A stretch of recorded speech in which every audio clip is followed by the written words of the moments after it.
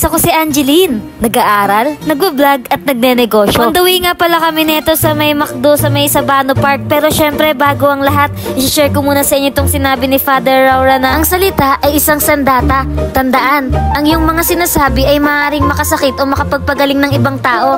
Kaya't bago mo ibukay ang bibig mo, mag-isip-isip ka muna. Kapag stress o galit nga tayo, dahan-dahan lang sa pananalita. Dahil hindi mo napapansin, nakakasakit ka na pala ng damdamin. Kapag galit nga tayo, umiwas muna tayo sa maraming tao. Hindi kaya magpalipas ka muna ng oras mo. Kahit sabihin mong hindi mo sinasadya, pag lumabas na sa bibig mo, dadamdamin at matatandaan nito ng taong kausap mo. Anyways guys, gabi na nga pala neto at pumunta kami dito sa may McDo sa may Sabano Park. Isang araw nga pala to bago ang birthday ni Papa. Dahil sa McDo nga pala kami kakain, grinab ko na din tong opportunity para maka-order ng reusable cups nila na trendy. Kataon kasi na yung birthday ni Papa is may pasok kami at may pasok siya sa trabaho. Ayan nga palang apat yung reusable cups na nagtitrending guys. May kasama nga din pala yung box. November 3 nga pala kami kumain neto sa McDo guys at sakto last day na din ng pag-redeem sa may McDo app nila. 79 pesos nga ang isa niyan guys, tapos makakapag-avail lang kayo niyan every meal. Kada order nyo nga ng isang meal, pwede kayo mag-avail niyan, mag-add lang kayo ng 79 pesos. Noorin nyo na nga lang pala guys yung nag-unboxing ako niyang reusable cups nila. Nag-take out nga pala ako ng blueberry cheesecake nila. Nga pala guys, late upload na to. Pasensya na nga pala kayo kung ngayon ko lang masisingit to ulit mga vlog. Dahil yung mga nakaraang araw na busy talaga ako sa school at napagod din ako kakabiyahe. Sa totoo lang, mahirap talaga pagsabayin ng pag-aaral, pagbablog at pagnenegosyo. Pero alam kong maraming nakasuporta sa akin na walang dahilan para panghinaan ng loob at sumuko. Bilang third year college na nga ako, para sa akin ito talaga yung pinaka-busy. Kailangan mong mag-sacrifice para sa magandang kahihinatnan ng future at pag-aaral mo. Ine-encourage ko nga din lahat ng kabataan na kagaya ko na unahin at piliin pa rin ang pag-aaral sa lahat ng pagkakataon. Kung marami man kayong priority,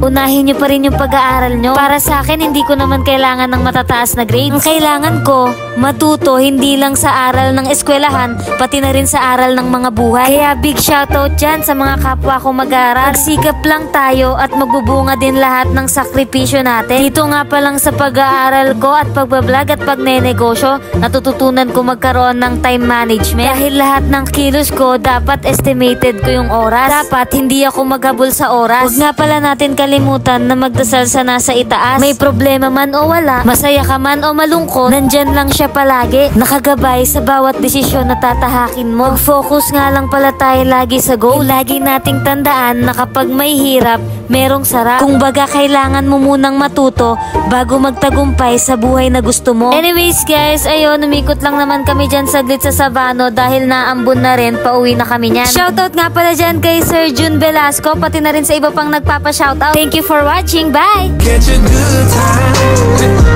even if it takes all